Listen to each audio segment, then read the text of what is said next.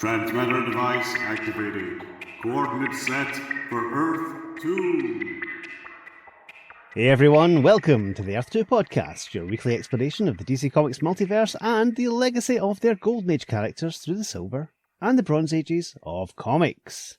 I'm Peter Watson. And I'm David Steele. Welcome back. Thank you for joining us. Now that JS April is fully out of the way, and we had a little pause last week where we shared another adventure with the Fox and Crow, regular listeners will be delighted to know that we're back with another Portmanteau episode.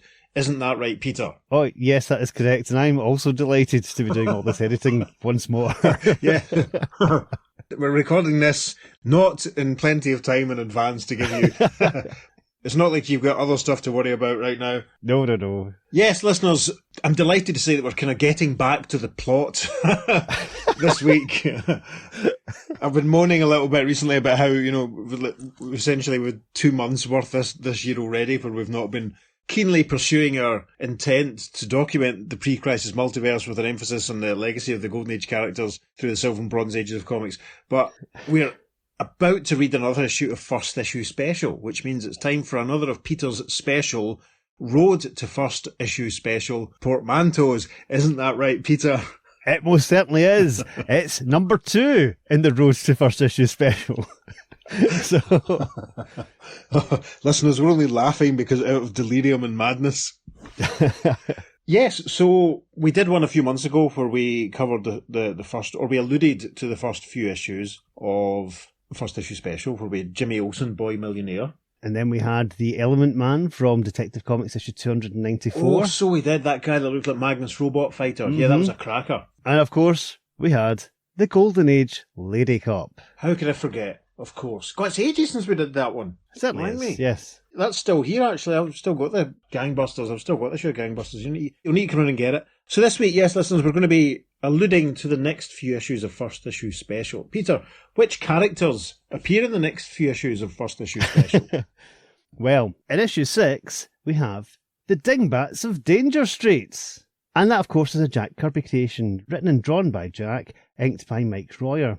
Yeah, it's another Kirby Kid Gang sort of thing. And to my shame, I haven't read it. I am shocked, sir. I am shocked. I can only apologise. Maybe after the 3 hours it takes us to record this, I'll lip through to my kitchen of coffin boxes and see if I can find it and dig it out. The members of the Dingbats of Danger Street were, of course, Good Looks, who was the leader of the group. You had Crunch, who was a larger ginger boy, shaggy hair. You had Non-Fat, who was a skinny guy in a hat. And you had Bananas, who was a boy who was considered, they thought he was a bit crazy. And apparently the design of Bananas was a caricatured version of Mike Royer. Oh, that's interesting. There we are. I do need to have a look then. That's fascinating. Even just that description, it makes it sound like the sort of stuff we would have maybe read in the Beano or the Dandy or something. It does. That sort of nickname for young protagonists. It sounds like one of those. That's quite interesting. Yeah, very Bow Street kids. Yeah. So, I scoured the internet. I scoured all the research resources I could find. Could I find any Golden Age Dingbats? And I couldn't find anything really called Dingbats. Have you found any Golden Age Dingbats? No, it's just the way I'm standing. I looked for Good Looks in the Golden Age, and I couldn't find any. I looked for Crunch. That's Crunch with a K, by the way. In the Golden Age, I couldn't really find that. I looked for Non-Fat in the Golden Age, and I couldn't find anything there. And just as I was about to give up, Bananas came to my rescue. Yes, Bananas. Bananas! Peter holds up some bananas for the benefit of our YouTube viewers. Yes. And that led us to Comic Cavalcade issue 3. And, rather excitingly, issue 3 of Comic Cavalcade was published on the 18th of June 1943, the first birthday of Paul McCartney from Off with the Beatles, and my own mum! Fantastic! Helpfully reprinted in Volume 1 of the Comic Cavalcade Archives by DC Comics in 2005. So listeners, if you're able to read along with us, grab your copy of the Comic Cavalcade Archives Volume 1 from your archive shelf. You know what, even just opening up an archive like this is a very nostalgic experience. Especially the Golden Age ones, yeah. Yeah, it's a real goldmine and very useful for us doing the show now. So listeners, issue 3, Peter's going to tell us very quickly about the cover. Take a drink, folks, because the biggest full moon you're ever going to see is in the background. Comic Cavalcade, it says. Summer 3 issue. 15 cents. 12 big features. A Superman publication, DC. Right, that's all the blurb out the way at the top. Now, I'm not entirely sure what this is because they're not water skiing. It's like they're water skiing, except we have Green Lantern, Wonder Woman, and the Flash on boards. Yes. Being dragged along the water. But they all look like they're having a whale of a time. Green Lantern's looks like he's shouting, "Way!" Wonder Woman's got her hand in the air. She's doing it one-handed because she's showing off. And the Flash is just smiling at the camera, just enjoying every moment. Yes. As Ross would say, I think Jay's a bit too cool for school there, quite frankly. And there's a caption box at the bottom. A galaxy of America's greatest comics, including Wonder Woman, The Flash, Green Lantern, Sargon, The King, Mutt and Jeff, Hop Harrigan, and the real-life story of Bombardier Meyer Levin. Yes, listeners, the Golden Age Bombardier Meyer Levin, nonetheless. The Earth 2 version. But no, listeners, we are going to be reading the story starring the King. King Standish, Master of the Skies, etc. First appeared in issue 3 of Flash Comics. Peter, can you remember the first time you encountered the King? I most certainly can. It was in his Who's Who entry. And I don't think I've seen him for ages after that until I came across a reprint, possibly in a 100-pager, perhaps. I can't remember where. But yeah, when I read his Who's Who entry, I thought, who the heck is this guy and why have I never heard about him? Yeah. Because he's got a very classic look. He's got this, it's not a domino mask, it's like a top half of the face mask. It's kind of like the Golden Age Robin's later mask. If you know what I mean. And he's got a top hat on, he's got a cape, he looks very dapper. And yeah, that's him. Yeah, I first encountered him in the issue of Star Spangled Comics that featured Sandy and Stripesy prominently during the JSA Returns event. Oh, of course. Back in 1999. And it's very depressing to realise that we're further away from that comic than we are than 1999 was from where we are in our timeline of doing the podcast. Because he never popped up in All-Star Squadron. No. I've got a full set of Who's Who, but I didn't pick it up at the time. I bought it much, much later after the event. Mm-hmm. So when he popped up in Star Spangled, I think the Jeff Johns or James Robinson writing that one. I think it was Jeff. I think it was Jeff that wrote that one. And I remember sort of thinking, I didn't know who he was. It's a story that lets him use his Master of the Skies sort of power to distract the big monster that's causing havoc in New York and that bursts out the Chrysler Building and all that sort of stuff. Will the King use his Master of the Skies powers in the story we're about to read? Well, the only way to find out is by jumping straight in. We have a large The King logo at the top. There's an inset panel of the King, as Peter described, with his top hat and his mask and his evening cape. There's an image. We're obviously out in the wilds, out in the desert, and there's a very shady-looking fellow with kind of thick lines in his face. He's obviously unshaven because he's been out in the desert for a while. He's clutching a machine gun under his left hand. He's wearing a brown hat. He's got an orange shirt. There's a woman perched on a rock in front of him with luscious auburn hair and a tight-fitting red dress. And we can see a couple of what looked like military types walking about on the ground down in front of them. And the man who's holding the machine gun, in his right hand, he's holding a banana. And indeed, there is an inset caption of him smiling with his eyes sort of shut, with a brown hat and a caption that reads, "Bananas," and there's also a massive text caption which sets the scene. The thug holding the chatter gun is named Bananas. As you can see, he likes them. He also likes himself, because he figures he is quite a shrewd article. The only schooling he ever wanted was lessons in crime, and he got them. The only music he appreciated was the thundering and roaring of death-dealing guns. No, he is not a pleasant character, and that's why the King, man of a million faces, has implacably trailed and fought him and now has cornered him on this rock-bound peak. Who will win out? Well, suppose we come a little closer and listen to the conversation of the guy who liked bananas. So, into the conversation. Bananas, for it is he with his brown hat and his orange shirt and his Tommy gun, etc., and the lady in red reclining on the rocks, and Bananas says, "Maybe I'm cornered, but I still got those coppers buffaloed. Yeah, this pop gun is going to talk me right out of this jam." The lady in red replies, "Personally, Bananas, I think you're walking your last mile." "If I do, my pretty witch, I'll have company. Once the law starts closing in, I'm blasting you into human sieve." I got a feeling your boyfriend, the king, won't like that. And at this point, Peter's going to tell us who this lady in red is. The character name is the Witch, and she's like a jewel thief kind of character, but she was a recurring character in the King stories. Right. And sometimes she was an antagonist, sometimes she was love interest, very similar to the Batman-Catwoman dynamic. Yeah. We should probably say, given that she's wearing such a form-fitting red dress, she could probably be termed as a Scarlet Witch. Ha ha ha ha. The Earth 2 version of Scarlet Witch. It is! Fantastic! I'll have to tell Kirby about this and see if Jamie wants a photocopy of this story. Right, the caption that rounds out the first page reads... Then, as a faraway figure moves swiftly in the background... Yes, we can see the faraway figure, the silhouette of a man wearing a top hat and a cape, sprinting towards where the Witch and Bananas are sat. We can see that Bananas is taking a bite out of his fruit, as the Witch says, "You're a pretty famous man, Bananas. Suppose you tell me about yourself, before you shoot me." Sure. Why not? I always enjoy talking about myself anyway. The next page or so is narrated by Bananas himself, who begins... I was born and brought up in Satan's basement on the east side. It was a dirty slum neighbourhood.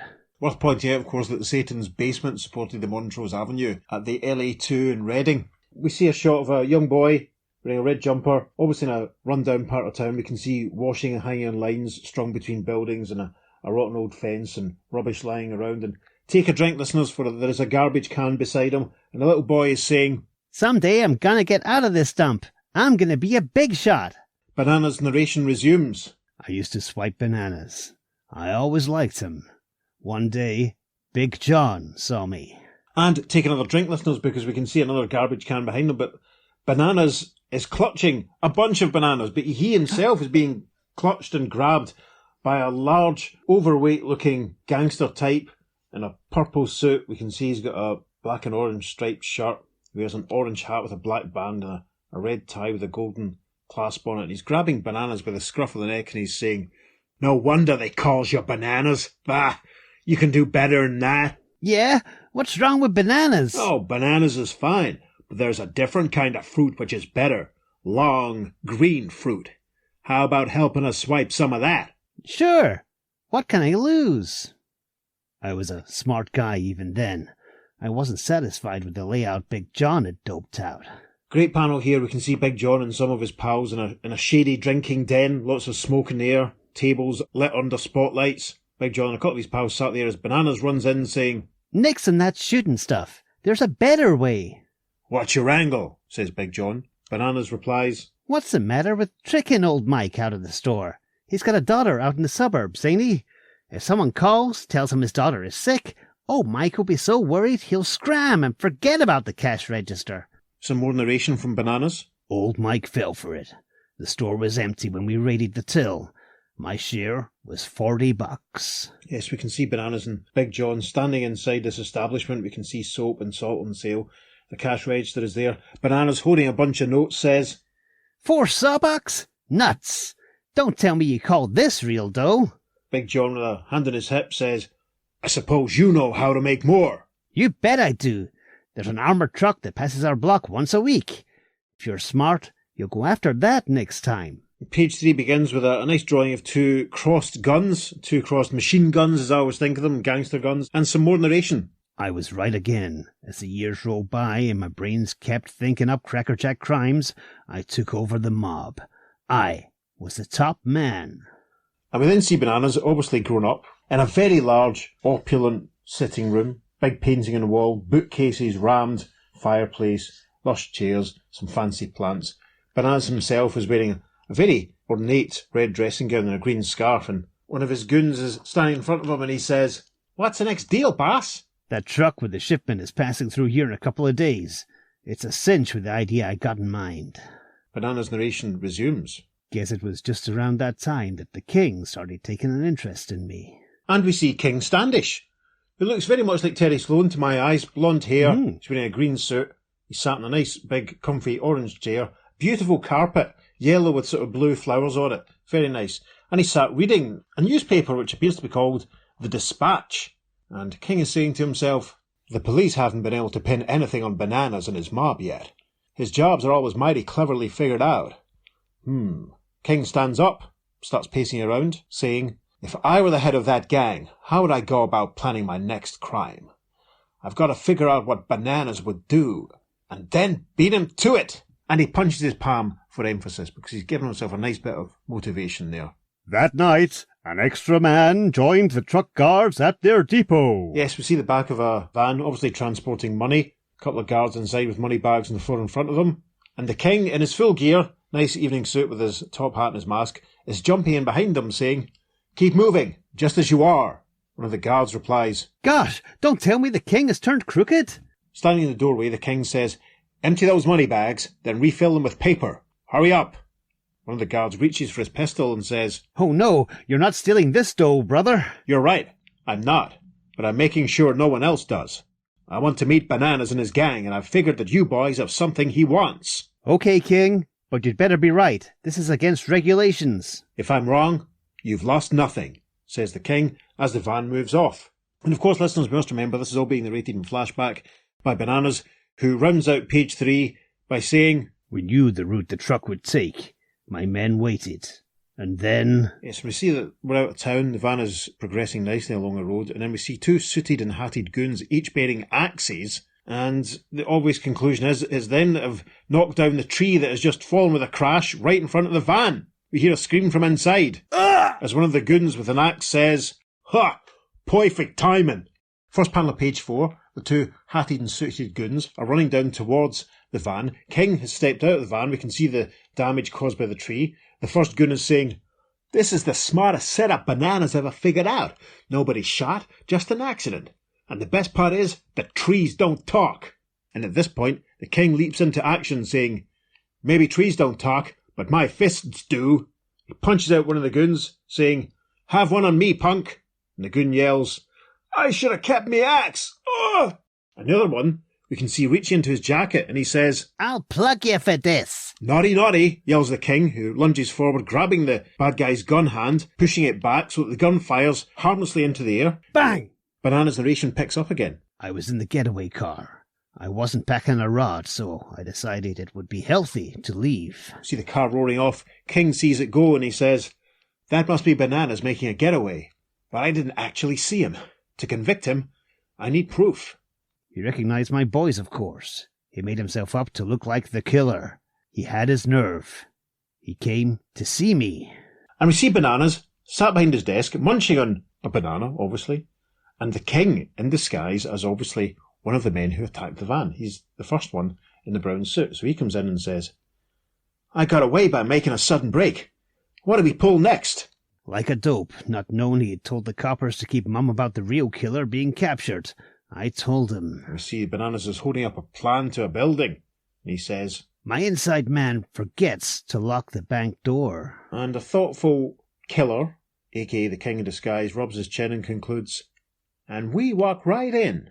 Top of page 4, some more narration from Bananas. My men did walk right into the arms of the cops, who'd gotten a detailed report of what, when, and how from the disguised king. It's a great panel, very dynamic. We see some goons walking into the bank and being taken out by the cops, who are punching them out or striking them with cautious, or being punched by the king, and hats going flying. And as he knocks out one of the bad guys, the king says, "Trapped like rats."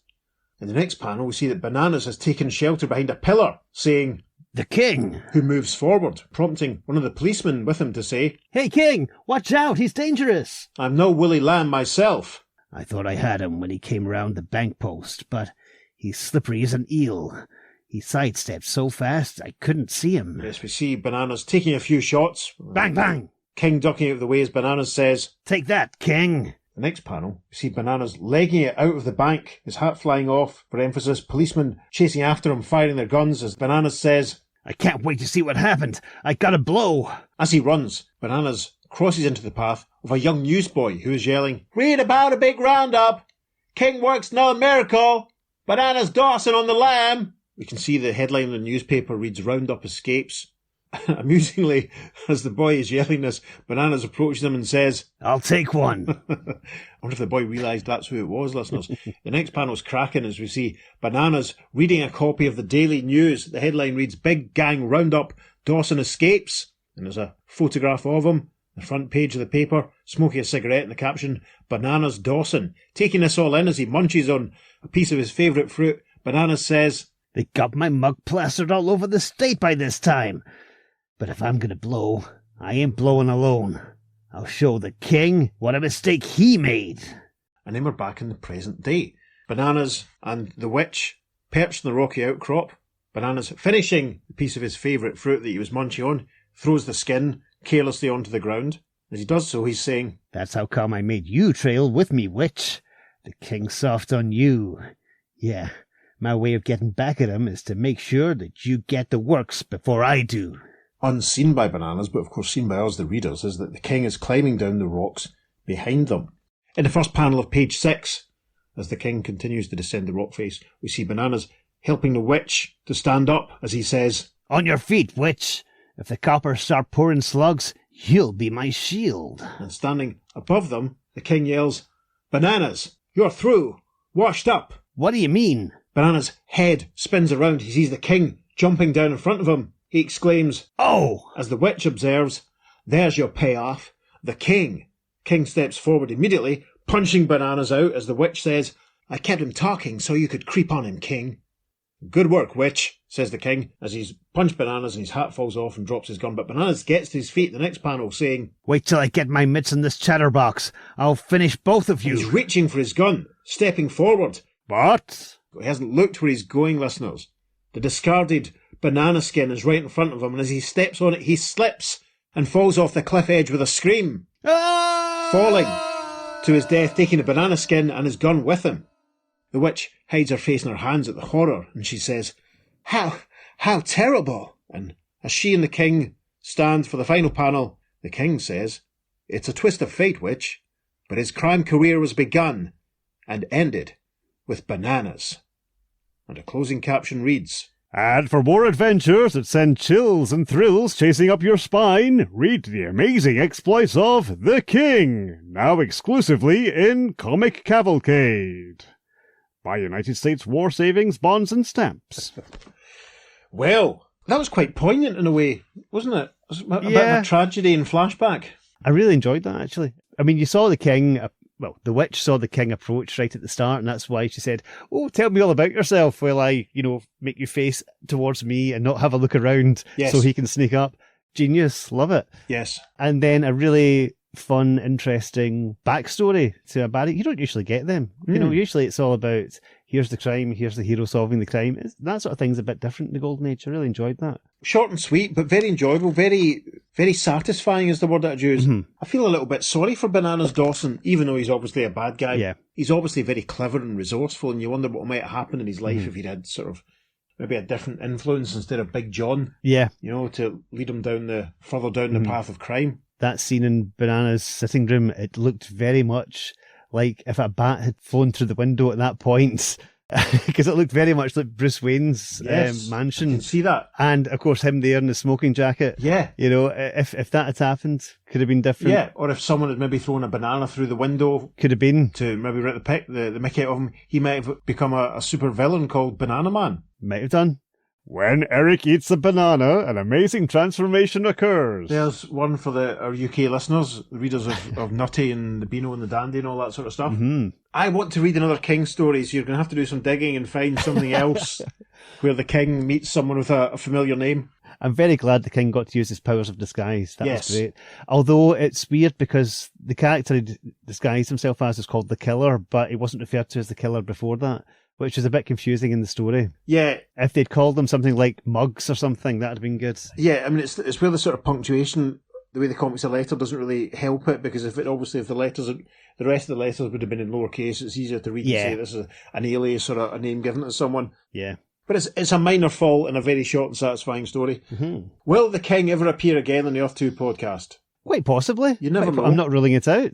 But I'm very glad we got a chance to cover a King story. Yes. As I said, I think there are some reprinted in some 100-pagers Right. or something. So yeah, if you don't see it. And also, the Comic Cavalcade has got a few in. Yes. I mean, the archive, obviously. Uh-huh. So yeah, it's definitely worth seeking out. There's a lot of great stories, actually, in the Comic Cavalcade archive.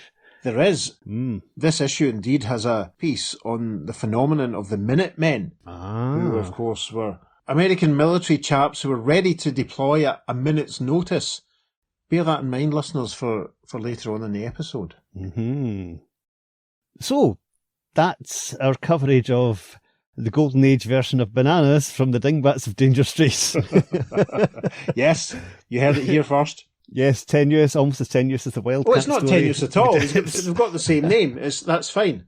Fair enough. Okay, it's good enough for Roy Thomas, it's good enough for us. It is, absolutely is. That moves us on to the next issue of First Issue Special.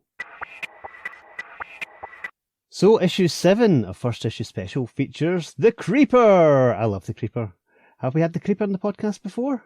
I think we talked about him briefly when we mentioned when we'd first encountered the human target, and we'd both had the issue of Brave and the Bold that the Creeper was in. When did you first encounter the Creeper? I think it was in that issue of Brave and the Bold. Oh, right, okay. Possibly elsewhere, I'm not sure, but I seem to remember when he popped up in issue 4 or whatever, 4 or 5, whatever it was, of Justice League in 1987, I was very excited because he was a character that I remembered who had unsettled me as a child, but in a good way. Mm-hmm. I think for me, the first time I saw him was in the Brave and Bold, where he and Batman fought that origami monster. Sure, another one you mean, which was great. I think that's an Alan Brennert story, which is fantastic. Absolutely love it. The sort of paper guy, yeah. Yeah, I still remember a line from that. Arrogant humans, I should dispatch you all to the oblivion reserved for bigots and cowards. But I shall be merciful and take my leave, he says from the top of a rooftop. Yep, stuck with me. Basically, he's slagging off this angry crowd, but he's basically scarpering. It's quite amazing. Right. Anyway, sorry, tangent.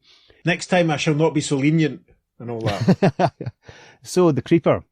We are going to be covering the Creeper very soon on the podcast, so we decided not to actually do a full reading of a Golden Age story, but I did find an interesting story that I want to mention, and that's from Sensation Comics, issue 41. And the story is called The Octopus Plants, and it's a Wonder Woman story. And in this story, Wonder Woman rescues a gardener called Creeper Jackson. Gosh. He was in a car accident. Now, Creeper Jackson's a botanist and he's raising special plants that will earn him enough money to sue a man called Lars Lang, who stole his business. Now, Lang tries to evict Jackson to prevent him from suing. But to get even, Creeper unleashes his octopus plants, which kidnap Lang's daughter. Now, Wonder Woman and, of course, the Holiday Girls, gets a Golden Age story, investigate her disappearance and are captured in Jackson's cellar. Then Steve Trevor turns up, which allows Wonder Woman to escape. And she puts a stop to the feud between Jackson and Lang. It's very long, it's quite talky, it's very Golden Age Wonder Woman, it's still fun, but I thought it's a bit too much to cover, considering especially we're going to be covering the Creeper in an upcoming episode.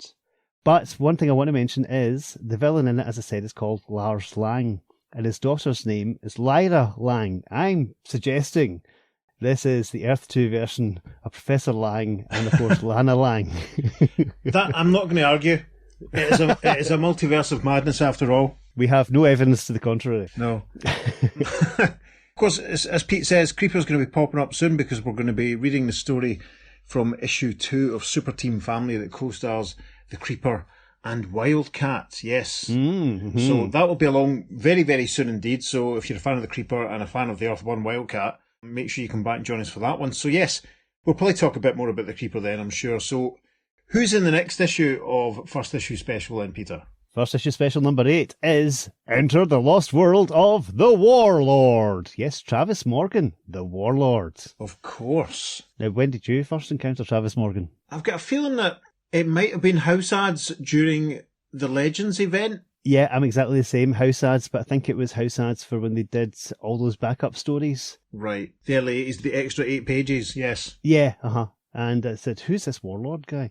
Yeah, so that was cool. And also the adverts for the action figures, remember those? Yes, I think I saw that, and I thought, oh, he must be a big deal. He's got his own action figure. Yeah, because I've had my eye on getting some early 80s issues of Warlord because there was an OMAC backup strip, of course. Mm-hmm. And I think Conqueror of the Barren Earth was in there as well. Yeah. I mean, no two ways about it. The Warlord series was a success. I mean, it ran for well over 10 years and stuff, didn't it? Oh, yeah. It's one of these books that I've often sort of thought, I'd probably quite enjoy this. I should get round to collecting a full set, and one of these days I probably will, once I read everything else. Haha. Yeah, I'm kind of the same, so, Yeah. I've got a decent chunk, but... if we've got any in the shop, that means now we're going to end up fighting over them. First to make up a list wins. I think I have a handful of issues of it. I really don't have many at all. I've got quite a few. If I get any doublers, I'll let you know. Cool. I mean, it's Mike Grell, who we know obviously from doing some stellar work on Superboy and the Legion and Green Arrow and Green Lantern and stuff in the 70s. Yeah. It's going to be an interesting series. So what have you found then, Peter, that alludes or compares or is kind of equivalent to the Warlord? Well, this takes us to Action Comics issue 131 from February 1949. I shall describe the cover to you. At the top, we've got the usual DC logos. Actually, it's top left and top right again. We've seen that a few times recently. Rocket to New Worlds with Tommy Tomorrow, Action Comics. April, number 131, 10 cents. All the usual nonsense. Extra. Luthor makes Superman vanish into the fourth dimension. Oh, wow. And on the cover, we have Lois Lane looking aghast as Lex Luthor has a giant red projector ray device. Okay. And it's firing a beam at Superman, who seems to be phasing out. Gasp. Gasp indeed. I'm looking at the cover now. Wow. It's very much kind of like Luthor's version of the Phantom Zone projector. Hmm. But it's not the Phantom Zone. It's a different thing entirely. So, of course, this can mean only one thing. That's not the story we're doing from that comic. In the grand tradition of the Earth 2 podcast. Yes, and the finest tradition of our two podcasts, up there with taking drinks whenever you see the moon or rubbish bin. Yes, so what are we doing then from Action Comics 131 then, Peter? We will be doing the Tommy Tomorrow story. Why? Because it's called The Secret at the Center of the Earth. And of course, Warlord is a series that takes place in a realm that exists at the centre of the Earth. Yes, not ripped off from Pellucidar, At the Earth's Core, etc. by Edgar Rice Burroughs in the slightest. No. It probably is, listeners. That's one of the reasons why it's always kind of low-key fascinated me. Yeah, Skartaris is the name of the land. And it's kind of like, if you're familiar with the concept of a Dyson sphere, it's kind of like a Dyson sphere. It's like we're standing in the inside of the world and there's a sun at the centre and basically you see land go up. I refer you to the Star Trek Next Generation episode Relics for more information on that. It's very, very, very like the Pellucidar books by Edgar Rice Burroughs. They make that same sort of thing about the horizon sort of curving and all that. The Pellucidar books are weird. I read the first one a long time ago, and then I can't remember what's the second one. It's Land of Terror or something like that. I can't remember the second one. Someone will probably Chuck will be shouting at me for not knowing. And I have to say, I didn't get any further than that because I didn't like the second book at all. All right, Chuck, don't unsubscribe. David Innes is not the most likeable of Edgar Rice Burroughs' lead characters, it must be said, but I'll save that for someone else probably. Anyway. So, Tommy Tomorrow. There's a massive caption kicks us off. A dozen different planets have seen the amazing exploits of Colonel Tommy Tomorrow, adventurer of 1989. Now the famed planeteer makes his most astounding journey of all, not through space, but down into the heart of Earth itself. What strange inner world exists below our feet, 4,000 miles down? Can there be a subterranean civilization hidden away in a rock-bound universe? Tommy Tomorrow again blazes a trail of the future when he learns The secret at the center of the earth. A very interesting opening image. We can see Tommy peering through from outside the glass of what seems to be a classroom. There's rows of weird-looking humanoid figures with dome-shaped bald heads, and they're all looking at what's clearly a teacher who's pointing at a blackboard. Written on chalk, we can see, Lesson for today. The universe is bounded by solid rock in all directions, extending into infinity. On the other side of the blackboard, we can see there is written, False theory of Dr. Zan, adjudged insane. And it's a drawing of Earth as we would think of it. There's a circle, surface of the Earth written, and space all written round. So this is obviously giving the children or the students information on reality as they perceive it, rather than Tommy as a visitor knowing it. So we'll see if that pops up any in the story. At the top of page 2, the story properly begins with a caption. Out in the great Mojave Desert, a radium prospector of the year 1989 wends his lonely way when suddenly a dreaded sound is heard. We should quickly describe the prospector. He's wearing sort of tattered red tunic and weird sort of green sandal type shoe-stroke boots. He has a backpack on a leather strap around his shoulders. He's wearing a weird sort of colander-style hat, and he's a long, straggly silver beard. There's also some kind of device in a holster, and I can remember everyone looking like that in 1989, quite frankly. Mm-hmm. Quite different to all the bright coloured shorts and the bleached hair and such like. It was Brossi's signature look. Yeah, I can remember Jason Donovan wearing something very similar on the back cover of the single of Oh Every Day I Love You More. I bet he's got Grolsch beer caps laced into his sandals. Yes. Enough. Right. The prospector stood, as Pete said, in the middle of the Great Mojave Desert, and we hear a strange... The prospector exclaims, "A rattler!" But instead of a deadly killer snake, it is a mechanical mystery. Yeah, and bursting out of the ground, as the prospector looks very Don Quixote-like in panel 2, leans forward to look at it, is, well, it looks like a fancy corkscrew drill bit, quite frankly, coming up with the ground with the whirring sound continuing. Prospector leans down to look at it and says, "Where in the world did that thing come from? What is it?" And he unscrews the lid of this weird corkscrew device and finds a rolled up piece of paper inside. And he reads it, thinking to himself, "A message inside. Can't make heads nor tails of the writing. I'd better turn this over to the Science Bureau." Later, at the Science Bureau, where even the dead languages of other worlds can be solved, the cryptic message is decoded. Yes, we see a couple of folk. One's a blonde-looking scientist tech guy in a blue shirt. He has a colleague in a close-fitting purple uniform, and there's a big, massive computer screen in front of them. The first part of the screen has, obviously, the graphics or the type that appear in the message the prospector found, but below that, there is the translation. Now, the scientist operating this equipment is saying, It's an unknown Earth language, but by using our universal ideograph translator, we got a rough translation. And, of course, we can now read the translation, for it says, "To anyone who receives this message, we are enslaved. We need help against our hated masters." Oh my goodness. We then cut to another couple of senior-looking military men, a man in a blue uniform, white epaulets. He's a thick beard. He's talking to a colleague who has thinning, swept-back red hair. The man in blue is saying, The message came from underground. "Yes, this boring device must have come through hundreds of miles of rock. We've got to duplicate the feat in reverse with a larger machine." Colonel Tommy Tomorrow is commissioned to drive the completed mechanical mole. Yes, it's clear some time has passed because we can see the giant mechanical mole with its sort of corkscrew drill bit. This panel will make it onto the socials, obviously, the listeners. Has been constructed and built. It's a massive size because we can see some people standing in the ground below it and around it. And in the foreground of the panel, in front of an elevator that's handily labelled, we see Tommy Tomorrow talking to one of his senior officers. The senior officer is saying, "We don't know how deep you'll have to bore to find the senders of this message. We never before suspected a race of human beings within the Earth." Tommy salutes and says, I'll find them, sir. and at the top of page 3, a caption says, With an ear-shattering roar of its mighty atomic engines, the mechanical mole probes its way downward into the Earth to begin the strangest journey of all time. Yes, I'm getting definite at the Earth's core vibes here. I mean, I haven't read Journey to the Centre of the Earth by Jules Verne, so I can't comment on any similarities there, but I don't know if it's got a drilling machine. Do they not just walk? I'm not sure. Again, Chuck's probably shouting at me. I'm sorry, Chuck. We see the giant mole leaving its moors as it starts to pound into the ground and rock starts flying around, and we see a couple of observers standing nearby in the purple uniform of the Planeteers, and one of them is saying, This machine can grind its way through solid rock at high speed. It can reach the center of the Earth, if it has to. "That's 4,000 miles straight down," says his disbelieving colleague. The rock-boring ship soon breaks all existing records for depth below the Earth's surface. Yes, a nice little handy cutaway diagram of the type that we're all very fond of at the Earth 2 podcast. This will make it onto the socials, I'm sure.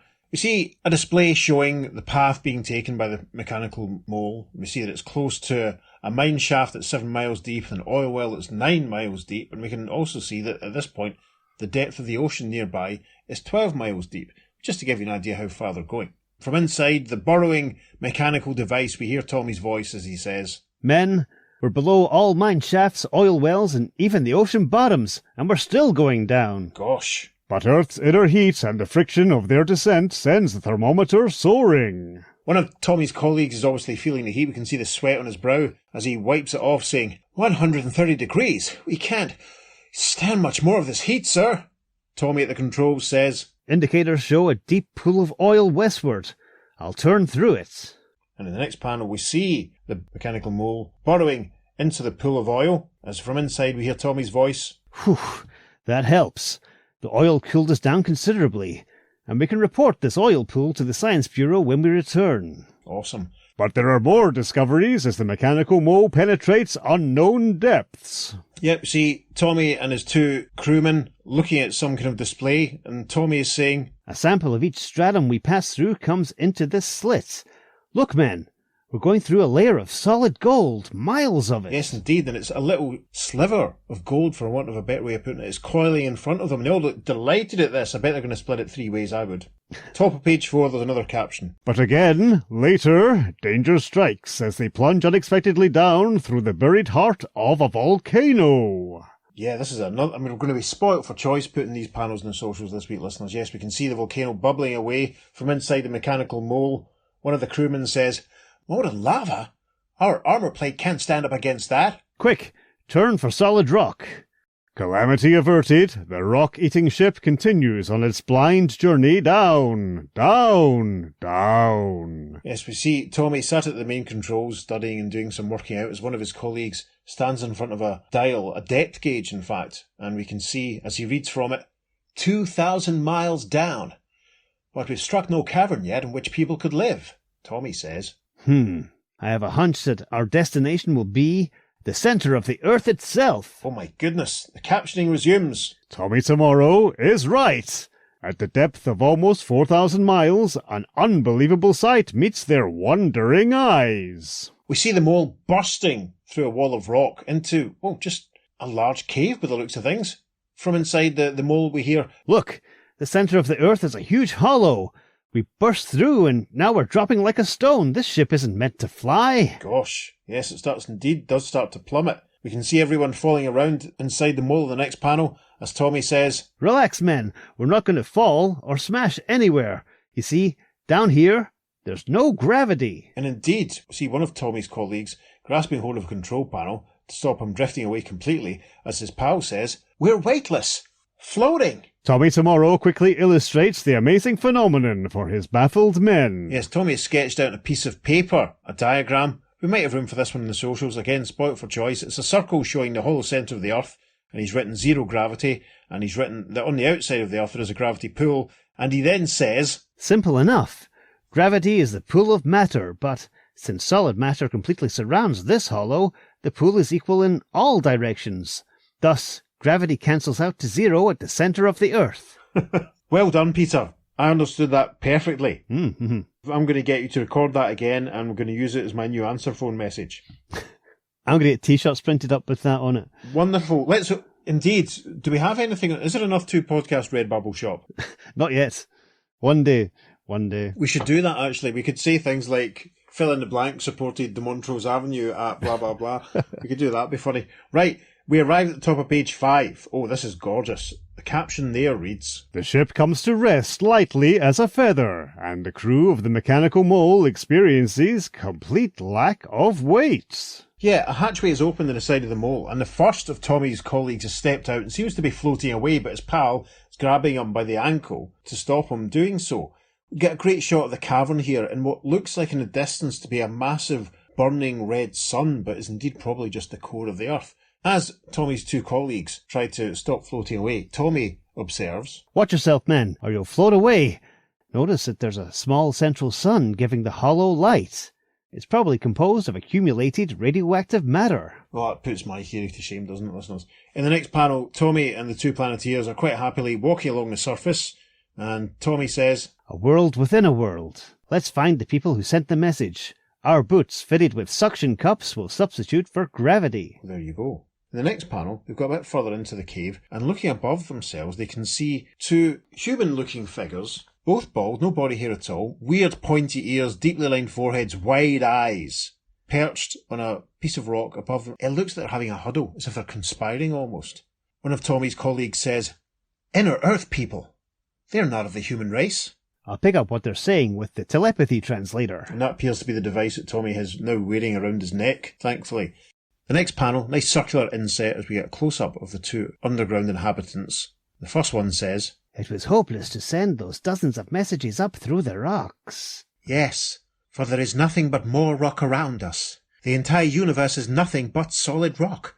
We are trapped." Tommy uses the telepathy translator and speaks into it in the next panel, saying, You mean you people believe there is nothing but solid rock extending to infinity? But I've just come from the surface of the Earth. The 2 inner people stand up at this point, shocked to see Tommy and his pals, and one of them exclaims, "Surface? What do you mean? You must have come from some distant cavern, also surrounded by rock. Tommy tomorrow finds it impossible to explain the true nature of the universe to the inner world men. Yes, the inner world man still looks very disbelieving. They've obviously been talking for a while before he's saying, blue sky? Stars? Empty space? What gibberish is that? You have come from another hollow, that's all. Tommy, despairing, waves a hand and says, I give up. They believe the whole universe is solid rock with people living in hollows. Anyway, we got your message. What is your trouble? The masters have enslaved our people. We escaped. But here come the masters now. And he turns and points, and we see descending from the sky a number of translucent, perfect globes.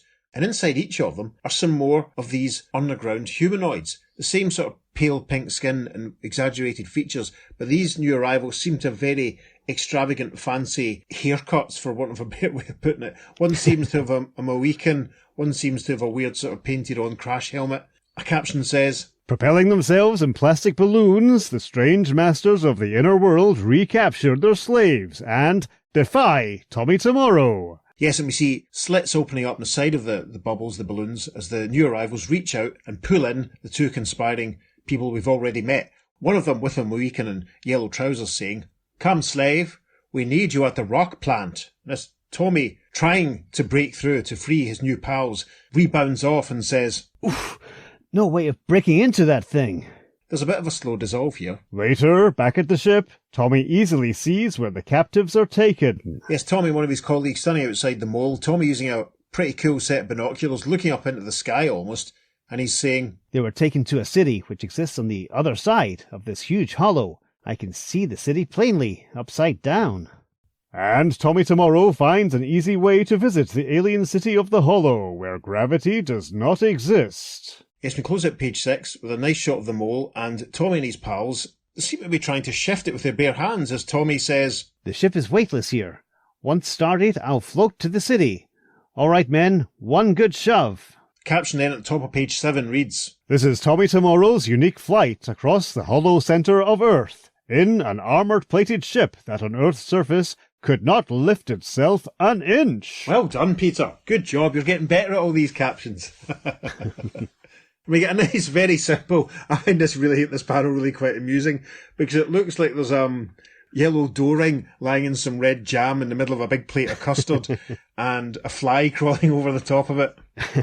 That's what it looks like to my eyes anyway, but what it is indeed, of course, is the mole floating through the centre of the earth, and from inside the mole we can hear Tommy saying, I'm skirting past the tiny central sun. Amazing. And just outside the city, in due time... Yes, we can see the mole arriving outside the city, which is a classic old-school sci-fi construction of weird shapes and odd buildings, and we hear Tommy again saying, I can bore my way into the heart of the city now. And we see in the next panel that he's been successful with that. The mole has come up in the middle of a large chamber where we can see a number of the pink inner earth people walking along with huge bowls on their head filled with rocks. From inside another one of these floating translucent bubble spheres, we can see a slave master cracking a whip and encouraging all the people to work harder. And he's saying, faster, no lagging. And a very observant Tommy takes all this in and comments to himself, Slavery, if I ever saw it. The next panel, Tommy pulls out a pistol and shoots at the bubble, saying, I guess force is the only language you slave drivers understand. And the bubble bursts, the slave master falling to the ground. The slave master waves a hand to try and calm the situation here, saying, Wait! You think of us masters as cruel and ruthless, but it is for the good of our people. The only way our race can survive is by manufacturing water. Water? Asks Tommy, his voice translating again through the telepathy device. The slave master continues, We ran out of natural supplies of water a century ago. Since then, we have had to grind up rock to extract the pitiful amounts of moisture in them. And we can see in the background some of the workers tipping their bowl hats of their contents so that the rock falls into a sort of receiving bowl at the front of a large, complicated piece of machinery. The slave master points to another part of the machine in the first panel of page 8, saying, It takes a ton of rock to produce a drop of water. Is it any wonder we have to drive our people like slaves? Sometimes they do not understand that this is a matter of survival. Tommy looks thoughtful and says, That puts a different light on the whole matter.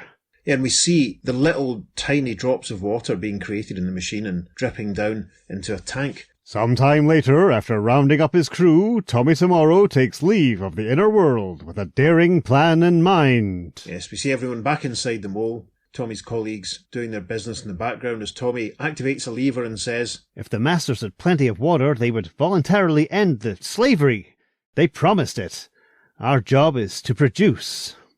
And Tommy Tomorrow does produce, simply by tapping the most illimitable source of water known on Earth. Yes, cracking shot. Again, beautiful art in this story. The mole has obviously come back up through the surface of the Earth and is resting at the bottom of a large, maybe it's the ocean, maybe it's a lake, maybe Tommy's speech bubble in this panel will tell us what's going on. We've drilled a hole up into the bottom of Lake Tanganyika.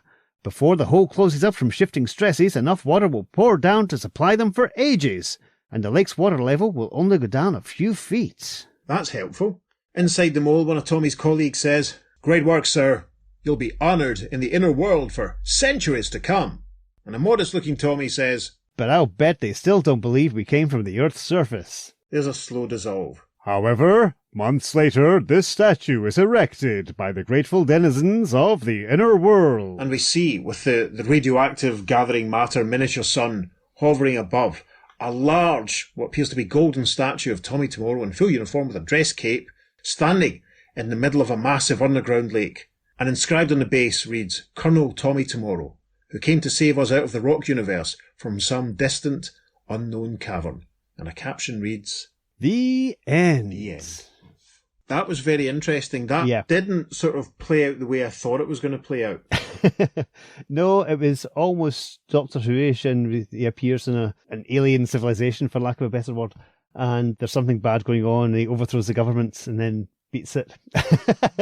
But that's not what happened here. It was great. It's a nice wee twist at the end. It also, in a loose way, reminded me of the Viz comic strip, The Adventures of the Human League in Outer Space. I remember you mentioning that before, yeah, Where there's a very complicated situation, but there's a very straightforward and easy solution, and everyone's happy at the end of it.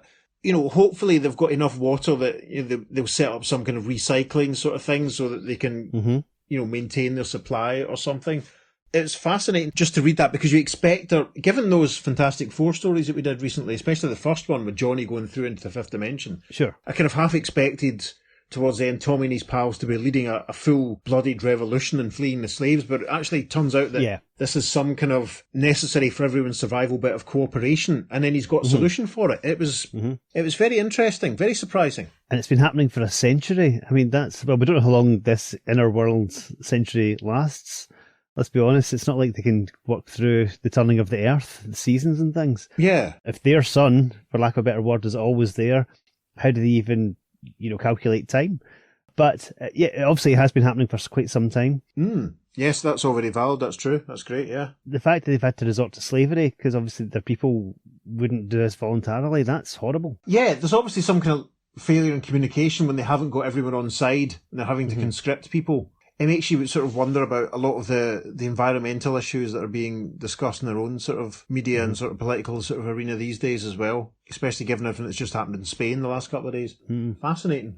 The zero gravity aspect of it doesn't really seem to affect the inner worlders. They seem to be affected by gravity just as normal, because when Tommy bursts that bubble, the inner world slave master falls out of it to the ground. So he does. Yeah. That's right. Instead of drifting away through the through the sky. And then they say, and the slaves are all walking around normally, the inner folk. Yeah, that's a very good point. I hadn't noticed that. I was too caught up in the drama. Although the rocks do seem to be lighter, because they're walking around with these bowls on their head with masses of rocks on top. Yeah. So obviously it doesn't affect that. Maybe they're all just very strong. That is fascinating. That's a point. Yeah. That's a very good point. I can't remember if there's any mention of gravity being different in the Warlord stories in Skartaris. Right. Can't remember that offhand. It's been a while since I've read any Warlord, but I don't think there is. The telepathic box that Tommy had at the front of his chest isn't on the statue, and you think, considering he was wearing that all the time when they met him. That's a point. I liked how it was clearly labelled as to what it did. Yes, it's very good. They obviously realised they would have to take something like that with them because of the message that came through and all that sort of stuff. It's good that we've got such great tech to look forward to in the year 1989. Yes. It won't all just be early mobile phones or the wonders of the Calvec Soundfield microphone. It's a very interesting one. I mean, I was sort of really intrigued by the two conspiring guys who had the idea of sending the messages and stuff. Mm-hmm. I'm surprised that they didn't sort of pop up at the resolution to sort of... Yeah. It was our idea to contact the outside world. For a very concise and straightforward story, it does have a lot of questions. Yeah, and it's very strange because usually Tommy Tomorrow's out in space with the Planeteers, and they can't really call them the Planeteers when they're not leaving the planet. Instead, they're actually going into the planet, as it were. Yeah. Tommy Tomorrow and the miners and the drillers. Tommy Tomorrow and his boring men. Yes, and it was equally amusing when they were talking about this boring machine. So, as you say, this came out February 1949, so I don't think Tommy's been around for too long at this point, has he? Not hugely, no. No, so that's another thing to sort of bear in mind, I suppose, is the nature of what's going on. I wonder if someone discovered some old Cave Carson blueprints to make the mechanical mole. Wow! Is that the first mention of Cave Carson on the podcast? It may well be. Interesting. Will it be the last? No, because he's in Crisis on Infinite Earths. Yes. The crisis which rumbles ever closer. It's a good thing that hole that they drilled into the lake sealed up so quickly, because if that had gone wrong, he would have killed everyone in the inner... Well, yeah, that's one thing that I thought of. I'm glad they put that disclaimer in about the shifting sort of whatever it was that they said. Mm-hmm. I always think of the bit at the end of the Doctor Who story, The Runaway Bride, where they drain the Thames into the hole to flush away the spider people, and you sort of think, right, well, we can see that the Thames has been drained because all the boats are sort of moored in the mud and stuff, but what did he do to make it stop?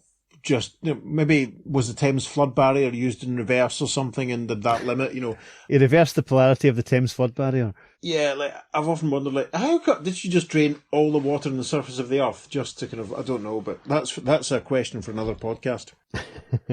Right, I think that's probably it for Tommy Tomorrow and the inside of the Earth and all that, isn't it? Yes, thoroughly enjoyed that. Me too. What's next in First Issue Special? So, the next issue of First Issue Special, and the last one we're going to refer to this episode, is of course issue 9, which features Dr. Fate. Yes, the Wonder Wizard himself. Obviously, we brought you an adventure of the MF Enterprises Dr. Fate in one of our recent JS April episodes. I was very proud of my accent work that week, I can't lie. And we weren't sure quite exactly how we were going to reference Dr. Fate when we came to this issue, first issue special, and obviously when we were deciding what we're going to do for JS April. But then, by a sheer stroke of luck, Peter found something which we're going to use. So we're going to read now a story from America's Greatest Comics issue 4, published on the 12th of August 1942. And are we going to hear about the cover? Of course we are. America's Greatest Comics, number 4, 15 cents. 100 pages, 1,000 thrills, starring Captain Marvel, Spy Smasher, Bullet Man, Mr. Scarlet, Commando Yank, Minuteman. And we have, on the wing of a plane, Spy Smasher, who seems to be sitting on the engine with his hand over the buzzing propeller. That can't be safe. He's probably got, asbestos clothes on or something. Bullet Man is flying up through a hatch, but flying towards us is Captain Marvel himself. Hooray! The big red cheese. But, sadly, Cap is not in the story. Well, not sadly at all. Cap is not taking part in the story. Instead, it's the Earth 2 podcast debut of a character called Minuteman. Yay! Minuteman, who first appeared in issue 11 of Master Comics. Peter, can you remember when you first encountered Minuteman? I think it was an issue of Shazam, perhaps, in the 70s. I think that's the only time I've seen him, really, outside of these stories. Yeah, I encountered him in that issue of Shazam as well. The one with, we'll be doing it on the show, obviously, and it's not that far away as the crow flies. It's the one when Cap is sort of sat on a chair and a big, huge 16-ton weight is breaking over his head, and as Minuteman bursts in the door saying, "Watch out for that weight," and Cap's saying, "What weight?" And because it's bursting, and it's the one with all the weird women with sort of colour-coded costumes and hair and all that sort of stuff. I can't wait till we do that one, quite frankly. Cool. Very clear memories of owning a copy of that as a kid, so it's quite fun that we're getting to do a Minuteman story. He's another patriotic superhero, listeners, in his costume, kind of like a combination of the Star Spangled Kid and Stripes. He wears blue boots and red leggings. The torso of his shirt has the stripes, and his sleeves are blue with stars all over them. So why Roy didn't ever write a story that teamed up Minuteman with Sylvester and Pat, I've no idea. Well, what can we say? Roy, if you're listening, can you let us know? The name Minuteman is sort of derived from American sort of military history. A Minuteman was basically a soldier who was ready to deploy at a minute's notice. I don't know how practical that was, but it was all to do with, from what I can gather, all to do with stuff from the American sort of Revolution when they were sort of seceding from the control of Britain. And as we said, the archive containing Comic Cavalcade issue 3 has a nice feature on the Minuteman. So if there's room this week, we may actually just put those pages up on the socials or some panels from them, just to kind of give everyone a bit of further education, as it were. So the Minuteman story, this issue of America's Greatest Comics, is on Comic Book Plus, if you'd like to read along. Issue 4, run about page 60 odd, but you'll be able to find it if you scroll through. And it begins with a gorgeous double-page splash image. Quite a lot going on in it. In the left-hand corner, there's a vase or something that's burning flames so that smoke drifts out and surrounds everything. There's a central image of a very scary-looking figure with a skeletal face and very uneven, rocky teeth with long white hair and a purple robe, and it's grasping a young woman in a yellow dress and holding her in front of a mirror, and the reflection of the mirror is of a much older woman, it seems, and there are floating heads of people being appalled at another dead body or something lying on the ground. In the other hand of this grotesque large character, there is an hourglass, and looking on at all of this, sort of standing stage right or on the left of the picture as we look at it, is a very shocked-looking Minuteman, and a scroll caption reads, Who stole Malva Stone's marble beauties? What sinister inhuman power could lavishly spill out the sands of time for lovely young girls, turning them from youthful beauty to aging horror in a space of minutes? Was grim fate taking hideous vengeance on youth? Or was there a sinister human hand behind the terrible mystery? Those were but a few of the problems that faced the indomitable Minuteman when he set out to probe the fiendish power that turned General Milton's lovely niece from a beautiful girl to a hideous hag before the eyes of 1,000 men. Minuteman and the Sands of Time. The Sands of Time, of course, being the name of a Doctor Who missing adventure by Justin Richards, published in 1996. I can't remember if Kenny's talked about that in Power of Three. He probably has, knowing Kenny. Right, so into the story properly. A caption sets the scene. Ruth Milton, General Milton's niece, is being immortalised in marble by the famous sculptress Malva Stone. We see Malva Stone. She has sort of strawberry blonde hair. She's wearing little horn-rimmed glasses, a blue dress with a massive yellow bow. And General Milton's niece, Ruth, has dark hair. She's wearing a yellow dress, and they seem to be in Malva's studio. You can see Malva working on a head and shoulder sort of bust. And Malva is saying, Your statue is done, Miss Milton. You must be tired from posing. Will you have a cup of tea? Thanks, but I have to hurry. I'm appearing at a benefit performance out at the army camp. We're outside the next panel. Ruth getting into her car. Malva saying, It was good of you to pose. Soon my collection of the world's 10 most beautiful girls will be completed in marble. And as Ruth gets into the car, she says, I enjoyed it. Do come out and see our show at the camp tonight. There's a bit of a slow dissolve. We're back inside Malva's studio.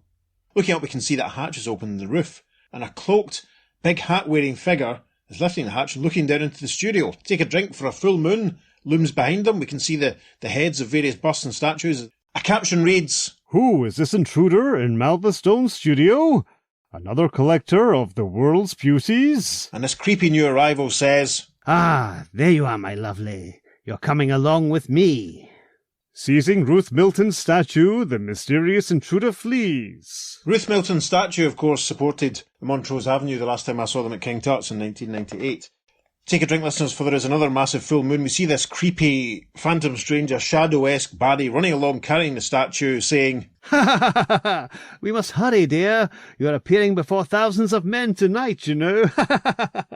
There's a quick dissolve. A caption reads, While at camp, General Milton has summoned Private Jack Weston, who is really Minuteman. We see Jack saluting in front of the General's desk. I'm miming that for the benefit of our YouTube viewers. Jack says, A job for Minuteman, General? I hope not, but my niece, Ruth Milton, is starring in the camp show tonight, and I want you to keep an eye on her. It'll be a pleasure, but nothing's wrong, is there? I don't think so, but she found this on the floor of her dressing room when she came in tonight. The General's hand extends. We see what looks like a broken piece of glass attached to a small wooden disc.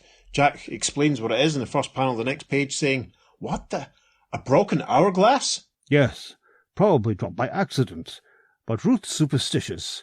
She thinks it means the sands of her life are running out. There's a slow dissolve. Later, the show is about to begin. We see Jack and General Milton and the rest of the crowd enjoying themselves at the military camp. Jack, as he applauds, is saying, "What an ovation! No one would want to harm a girl as lovely as Ruth Milton." The curtain rises, not on Ruth Milton, but on her marble likeness. And we see that Malva Stone is there as well, as Ruth suggested, and Malva exclaims when she sees, standing on a plinth, My statue of Ruth! How did it get here? and as Malva wonders this, we see men in the crowd yelling and shouting, We want the model! "Bring on Ruth Milton!" Ruth steps out onto the stage, looking rather surprised to see the statue there. She says, "I don't know how the statue of me got here, but... And she seems to pause. There seems to be something playing in her face. Someone says, What's wrong? Her voice! Without warning, a hideous change comes over the lovely face. yes, Ruth seems to age instantly. Her skin cracking, her hair turning white, her teeth falling out, her nose shriveling up, her eyes growing wide as she says, I feel so queer, so old. I'm old. She falls to her feet, clutching her face as Jack says, "Holy smoke, she's turned into an old crone." The general rushes forward, reaching down to his niece and saying, Ruth, speak to me. What in heaven's name has happened? and as Jack and the others look on, another older man, a very neat moustache, very neat chin beard, wearing a pince nez set of glasses, dressed very smartly, he steps forward and says, Stand back. Let me get to her.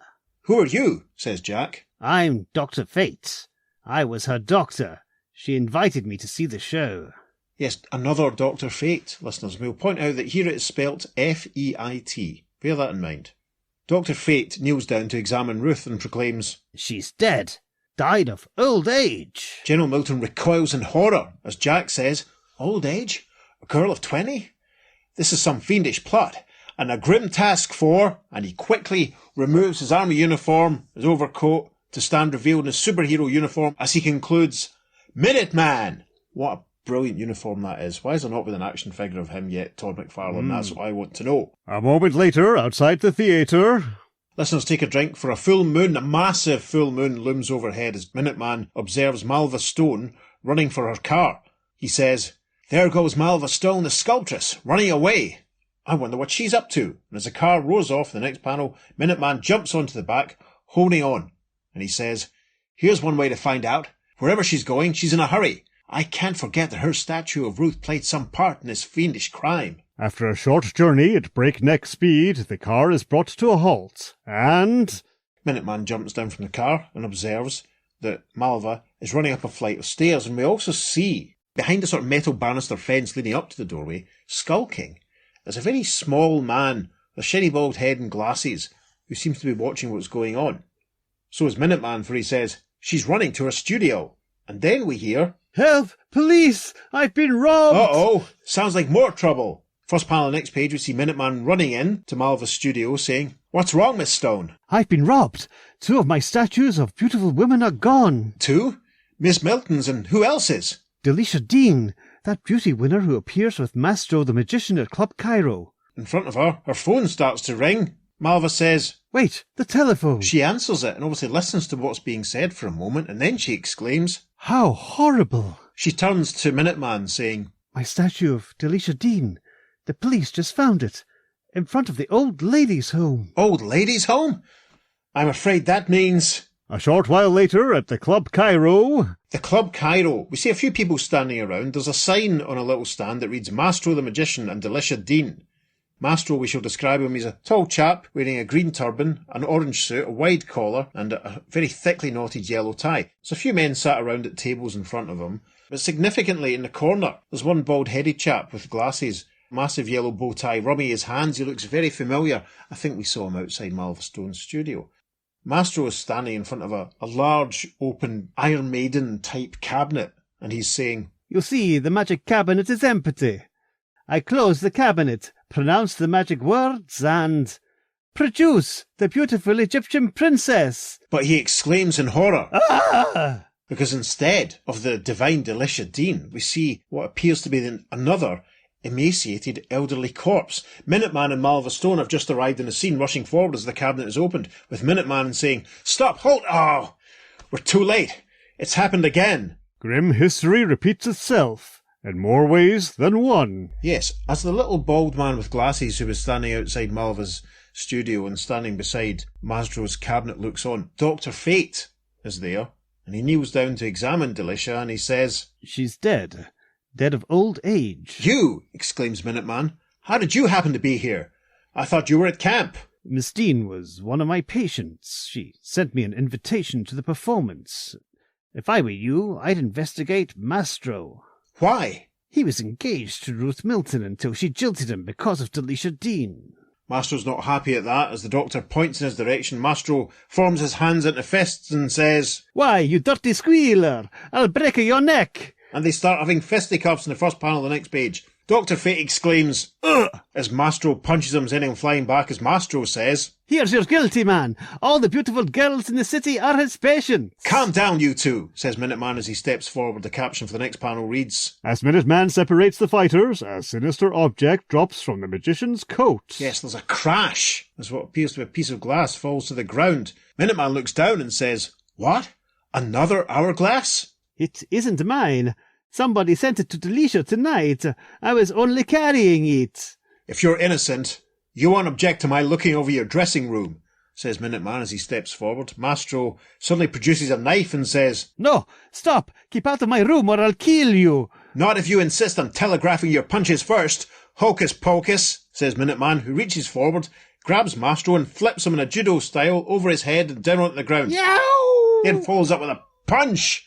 The next panel, massive whap sound effect, as Minuteman says, "I've been saving that punch for somebody all evening." You'd think that would leave Mastro out for the count, but in the next panel, Malva exclaims, Why, he's disappeared. and there appears to be just a sort of empty shape of Mastro as if he's run through the wall like a character in an old school cartoon. Minuteman sagely says, "Yes, I'm something of a magician myself, it seems." The next panel, he's gone to have a look in Mastro's dressing room. Rifling through papers in a drawer, he says to himself, such interesting letters and pictures. So that's why Mastro didn't want me in here.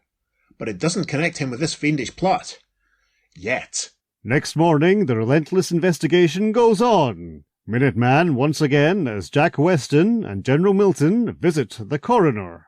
Yes, we can see a dead body stretched out on the table. Jack and the General in uniform. The coroner is a bald chap in glasses who is in the process of saying, "I've examined the bodies, gentlemen. They were killed by some chemical that so speeded their body processes that they lived out a lifetime in a few hours." The General exclaims, How horrible. He turns to Jack. Any ideas at all, Jack? "Some, but no evidence. A doctor like Dr. Fate could administer such chemical as medicine, and I can't forget the hourglass each girl received. Dr. Fate's name is pronounced Fate, and the symbol of fate is an hourglass. As society doctor, he has many beauties as patients." A few seconds later, Jack and the General have left the coroner's office. They're walking along. We can see a newsboy hawking his wares in the foreground as Jack is saying, "Then there's Mastro. I've learned that he knew many girls when he posed as a society fortune teller. And there's Malva Stone, who makes statues of each beauty before it fades."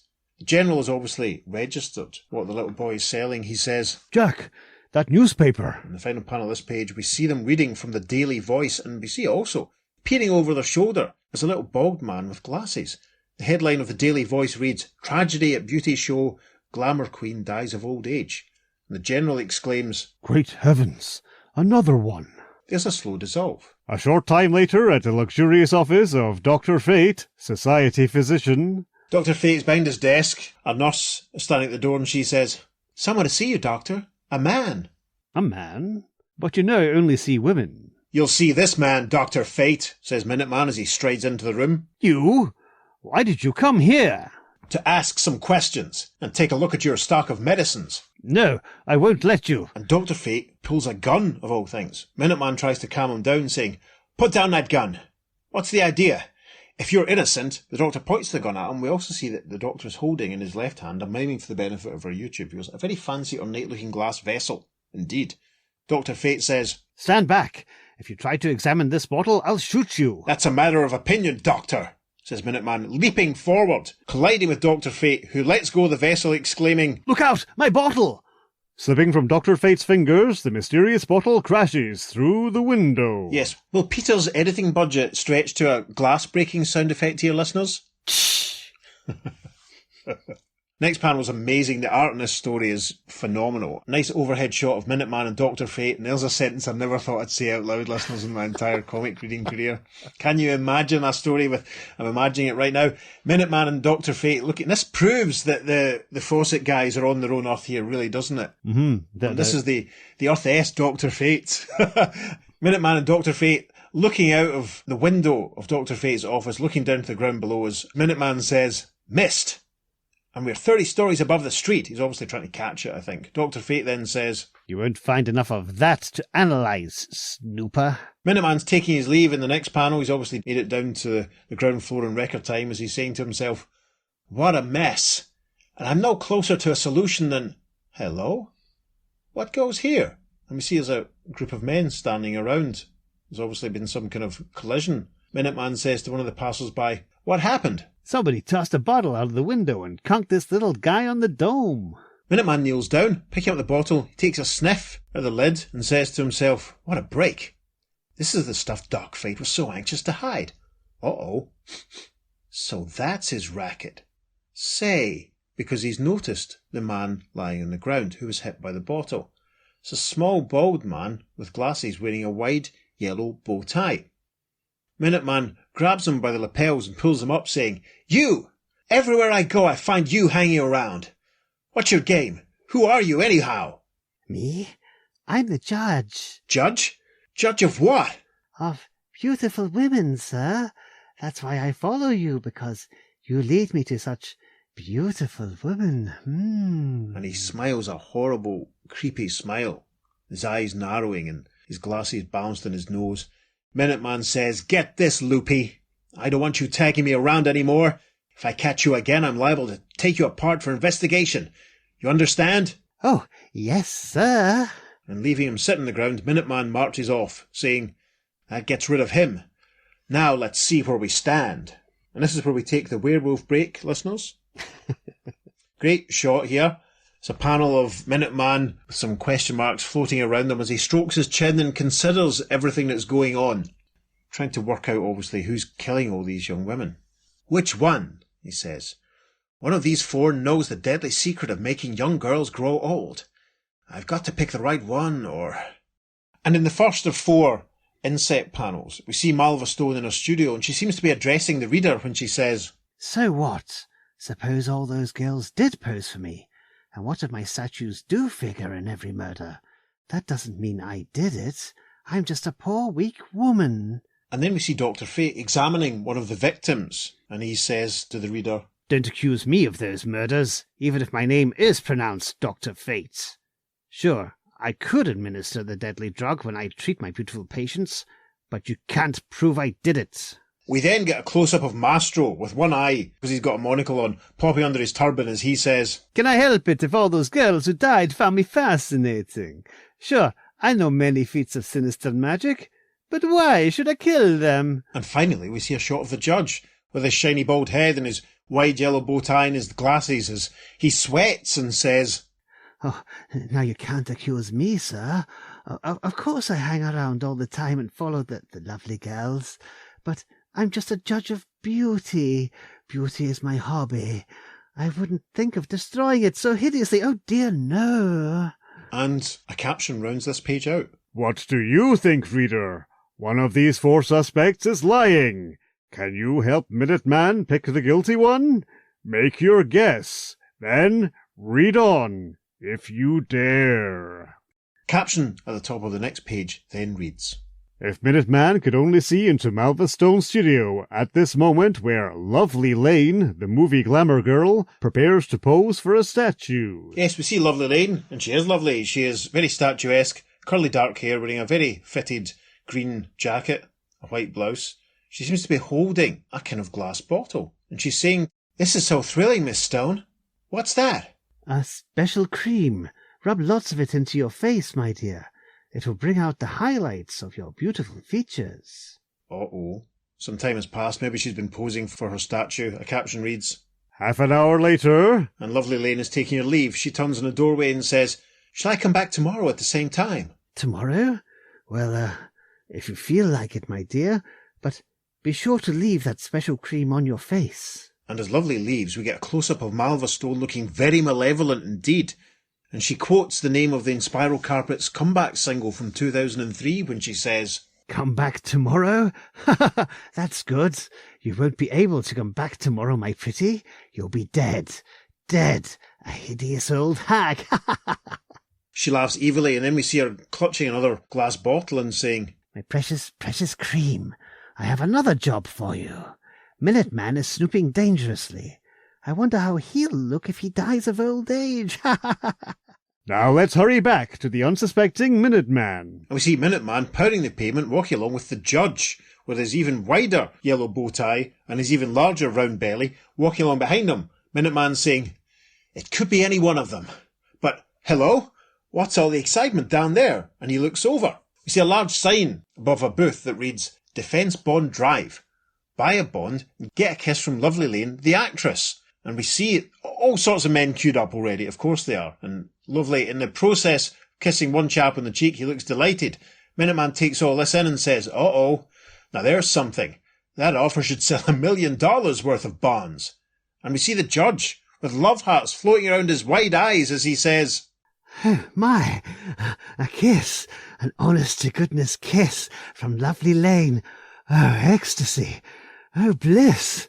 Oh, boy. He runs forward with a fistful of dolls in his hand, money flying everywhere. He's not been very careful. As he pushes everyone else out of the way, Minuteman looks on and smiles as the judge says, Out of my way, people. I want to buy a bond. A lot of bonds. I'll buy hundreds of them. Don't delay me, please. He steps into the booth, standing before Lovely Lane with all his money in his hand. He says, I'll take 10 to start with. Then, if I'm still conscious, I'll buy more. Hundreds more. Miss Lane says, 10 bonds, 10 kisses. Get ready. I'm ready. He sings, the love hearts bursting as the joy overwhelms him. Oh, heaven, this is... Ah! Don't! Stop! My kisses! And we see that Miss Lane's hair seems to have turned silver. She seems to be coiling back in agony. Minuteman notices. He rushes forward saying, The aging death! It's got her! He cradles the woman as the judge yells in the background, I've been robbed! Minuteman carefully touches her face, saying, Miss Lane, can you hear me? What's this in your face? And Lovely manages to say, Highlight cream, Malva Stone, statue, And someone cries, She's dead! Minuteman marches off in the next panel, saying, I'll have a talk with Malva again. She's a good suspect. Of course, all sculptors use highlight cream, and besides, this doesn't look like a woman's crime. Her own statues were stolen. A woman couldn't carry those. There's a slow dissolve as he makes his way back. Minuteman tells the sculptress of her model's horrible death. We see Malva seemingly upset with her head in her hands, and she seems to be crying as she says, Oh, how ghastly.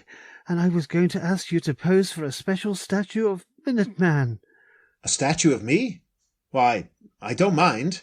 A caption quickly reads, Minuteman, be careful! You don't know what you're doing! And then Malva steps forward with a glint in her eyes, saying, Splendid. Then rub this highlight cream into your face. Use a lot of it. And then Minuteman quotes the Take That single from the second half of 1994 when he says, Sure! That's great. I've been able to name the two bands who I've got tattoos of. I'm sorry, I apologise. Right, first panel, the next page, we see Minuteman applying the cream to his face, a little glow surrounding him, and he looks so radiant as he says, There! Now, how shall I pose? Malva gets a close-up. She looks very malevolent as she says, Never mind posing, Snooper. In a few minutes you'll be dead, like all the others from that cream. Minuteman's eyes grow wide, his jaw drops as Malva leans forward saying, You'll die, and you can't do anything. You can't even hit me, because I'm a woman. To which Minuteman says, Your error, killer, and with a whack and a massive left hook, he sends Malva flying. Malva's glasses come off. Malva's hair comes off, revealing a very sparse, bald head. Minuteman stands over this revealed man and says, Next time you pose as a woman, don't leave your shaving outfit lying around, rat. Points at some bottles behind him as the villain says, but you'll die anyhow. And we see Minuteman removing a translucent covering from his face as he says, I won't die, because I covered my skin with a plastic mask, and the broken hourglass you meant to send me has become your own symbol of doom.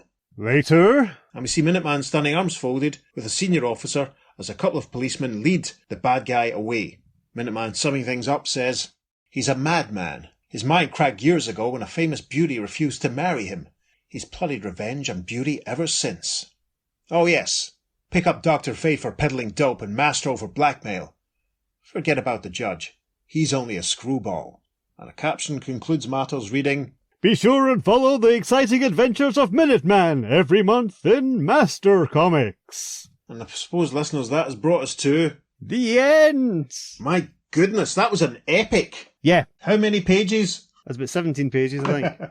17 pages, including the double spread, listeners. What do you make of that? Not bad. Of glorious artwork Yes. from penciler Phil Bard and inker Clem Weisbecker, I believe. Well done, lads. For a Golden Age story, it is full of like full-page splashes and a double-page spread right at the start, a glorious one. And that Who Are the Suspects Yeah. page was fantastic. It really was. It flowed really quickly. And listeners, just for your own point of reference, it's about 3 times the length of the other stories that we did, but we recorded it in roughly the same amount of time, which just tells you how good it flowed.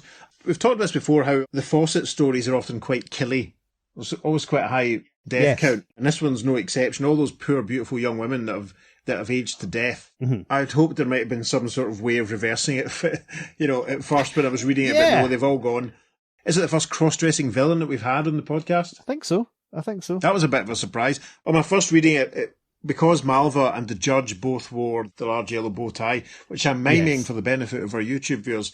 My first reading of it, I thought there was a judge that was being revealed as the baddie at the end, but I suppose that was maybe just a deliberate red herring. Yes, which is glorious. The judge was an interesting sort of character to drop in, that... he went for his 10 kisses, but only didn't get all of them, and she died right in front of him. And that was like... Yeah. It's probably got quite a lot to say about women's looks and the way society treats them and the thirst for eternal youth, and etc. Yeah, I know what you mean. It does comment on the obsession with beauty, and which sadly is something that hasn't hugely changed today when you look at all the reality TV shows and everything. This is very true. And the amount of work that prominent women in the public eye still seem to insist on doing them to themselves that are just, I don't know. Men are just as bad these days, with all the hair transplants. This is true. And a bit of Botox here and there. Jimmy Carr's looked the same as he has for the last 25 years. Let's be honest. I worked with a lad who got a hair transplant a couple of years ago. I won't name him. Oh, really? Yeah, I think mixed results is probably fair. I don't think he listens to the show, so he's probably not going to be offended. Okay, that's okay. Interesting to meet another Dr. Fate. Yeah, and I do love how both him and Marvel were kind of like set up as arch foes, almost like you could really believe that they were the bad guys. I mean, the judge was just kind of I suppose he could be set up to be the bad guy, but it seemed less so. They were more classically sinister. He was just more pervy sinister, for lack of better words. Yeah, he was just a creepy old perv, etc., hanging around and making a nuisance of himself. Yeah, but the other two seemed smart. Yeah, but he just seemed, kind of basic, for lack of a better words, Yeah. and not hugely scientific. I liked the way that we had Minuteman sort of doing his inspection of the magician's sort of records and... when he sniffed the bottle that the Dr. Fate had and surmised that although they weren't responsible for killing the women, they were up to bad tricks and misbehaving anyway. Yeah. That was quite interesting. I liked how they weren't just left hanging and that was sort of resolved at the end. That was quite interesting. Yeah. As he sort of saying to policemen, and by the way, these two guys as well. Yeah, I'm not sure where the blackmail came from. Well, we don't really need the details on it, do we?